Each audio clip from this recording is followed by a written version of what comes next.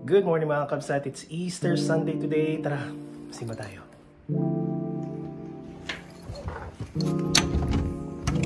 Yeah.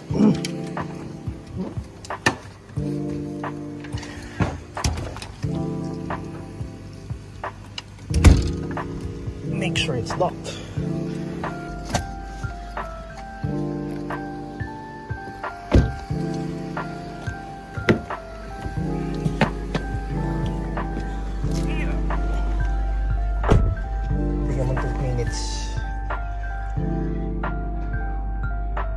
Malamig kagabi.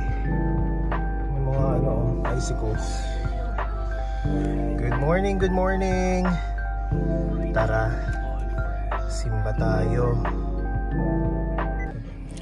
So our usual Sunday routine, St. Mary's Church tayo. Naging na kami doon, parokya, diba? Today's Easter Sunday, wala kami palaspas pero feeling ko magbibigay sila. Okay. So tara, God bless. Sweet dreams are made of these. Ganda ng araw today. Sabi sa weather forecast, it will be sunny all throughout the day today. So hopefully totoo. At hopefully hindi na naman tayo mabudol. So pag ganito ba, may nararamdaman kayo kakaiba sa makina pag yung malamig? Ha? Wala. Tingnan mo, Jay, saan mo yung So, i-press mo siya. Yeah, may kita habit.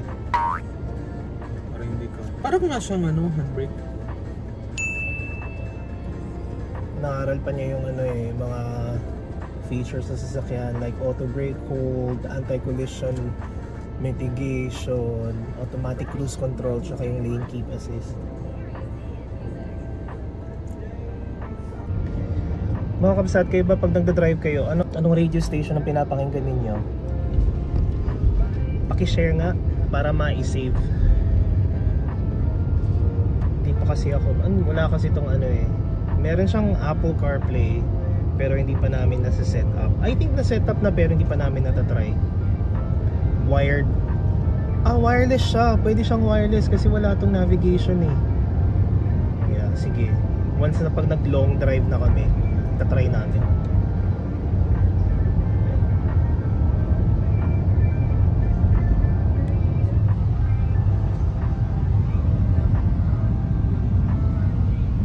By the way, here in Lindsay, along the corner of Mary Street and Lindsay Street, you can find Dairy Queen. Tatry namin siya ng isang araw. Para din pala siyang Wendy's. Oo. Pero alam ko Dairy Queen, ang specialty niyan mga smoothies tsaka shake. Try natin next time. Yan. Siguro mga 2 minutes na sa simbahan na kami. So mamaya na lang ulit. And also meron ding Ford dealership dito.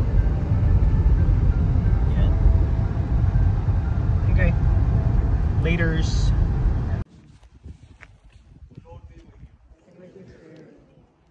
Dear brethren, since the beginning of Lent until now, we have prepared our hearts by penance and charitable works. Today we gather together to herald with the whole church.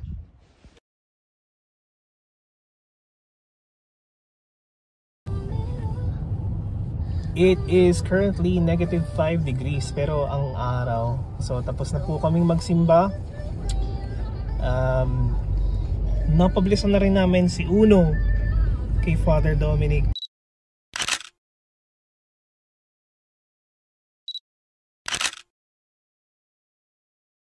Salamat po, Father. You've been very great and nice to us all the while. Now, tatry namin punta ng Peterborough, which is about 40 minutes from where we are right now. Si Sir Lowen hindi marunong Google Maps eh. Aralin daw. So, ayan. Samahan nyo kami.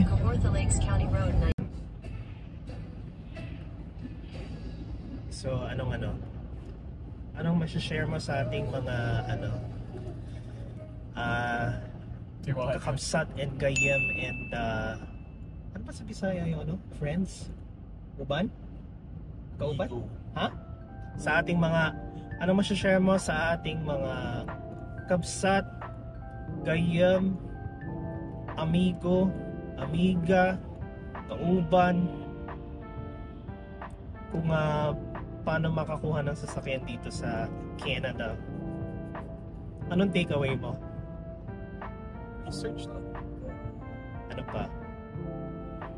Dapat may pera. Yeah, Pang down payment.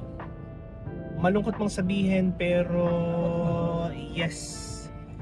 Hindi naman na ano, hindi naman araw-araw Pasko. Sabi nga nila, kung talagang gusto niyo magkasasakyan, I think common sense lang na prepared kayo. Either hindi nyo kailangang mag-down payment or kailangan nyo mag-down payment para lumit yung bi-weekly or monthly payment ninyo, do it.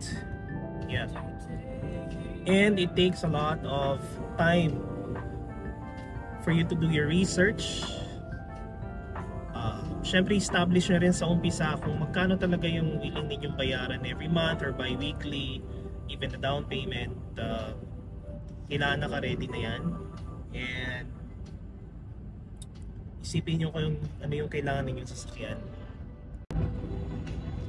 So like for us, it took us about 15 days to do our research kung saan kaming dealership pupunta,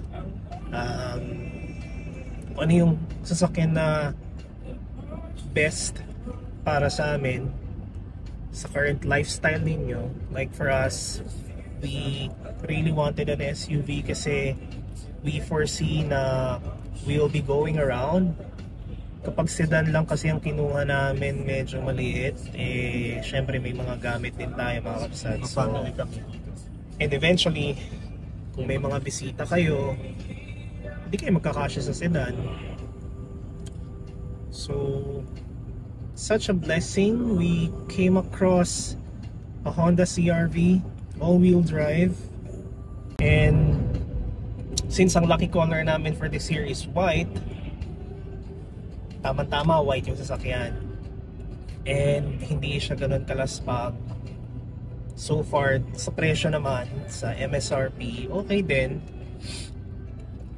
Hindi na lang kami din masyadong nakipaghagil, no? Actually, since nasa sales tayo mga kapsa, kaya kong ihagil yan, pero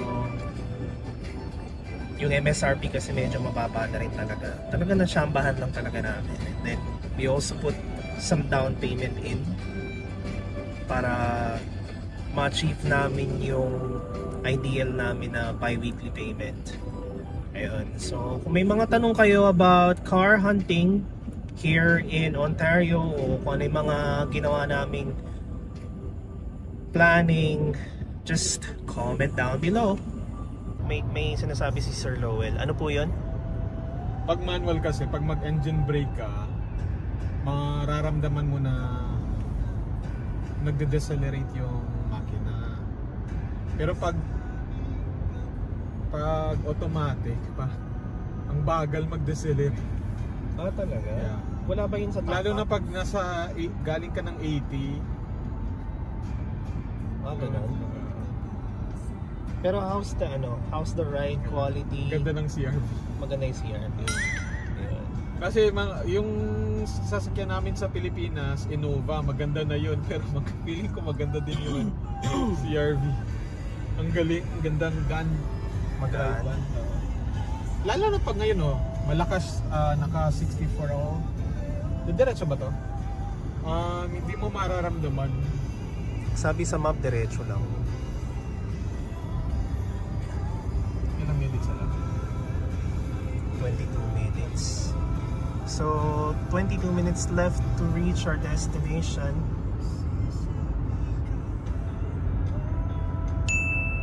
Enjoy nyo muna yung scenery. Isa rin to sa mga gusto namin na kung bakit dito kami sa side ng Kawartha Lakes pumunta. It's countryside.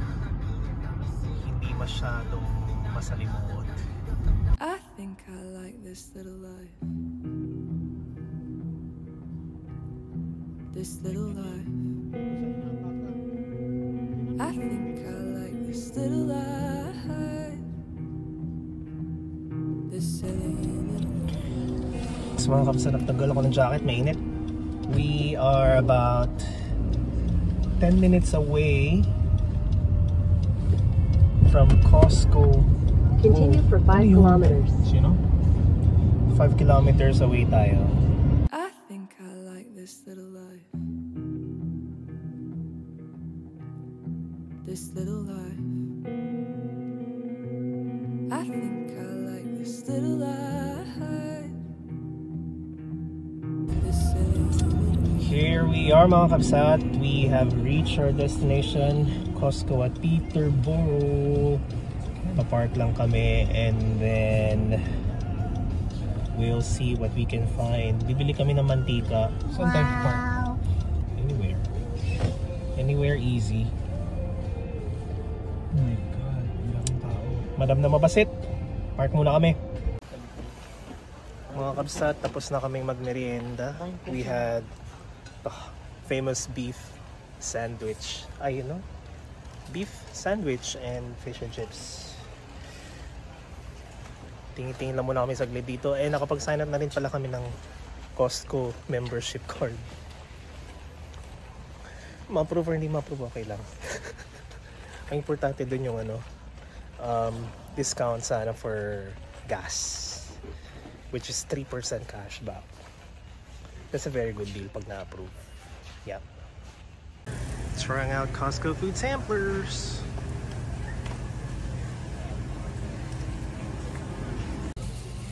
Here goes another one. May mas. Sarap. Iisa ka pa.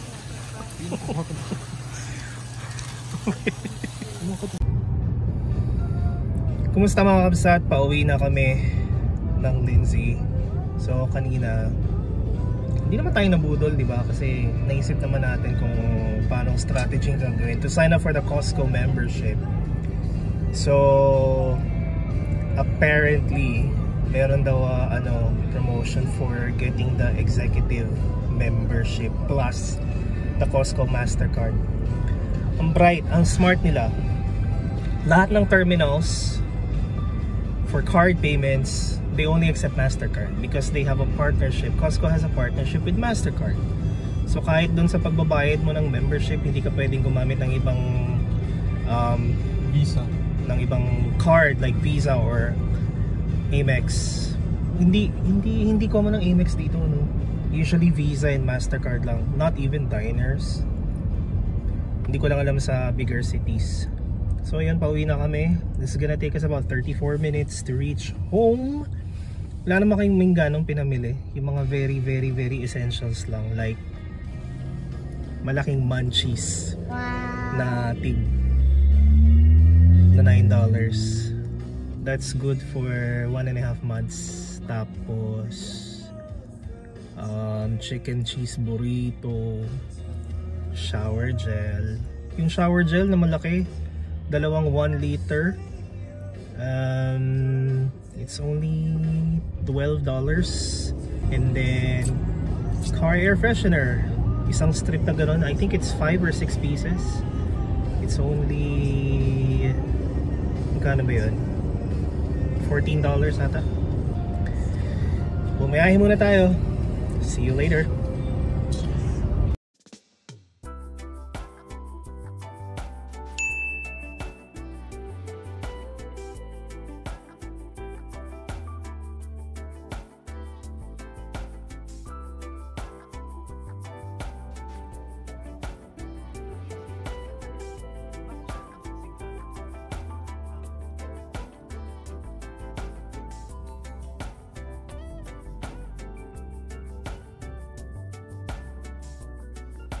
So Kabsat, thanks for watching this vlog and for being one of our first 17 subscribers. Please continue to like, subscribe and share our channel.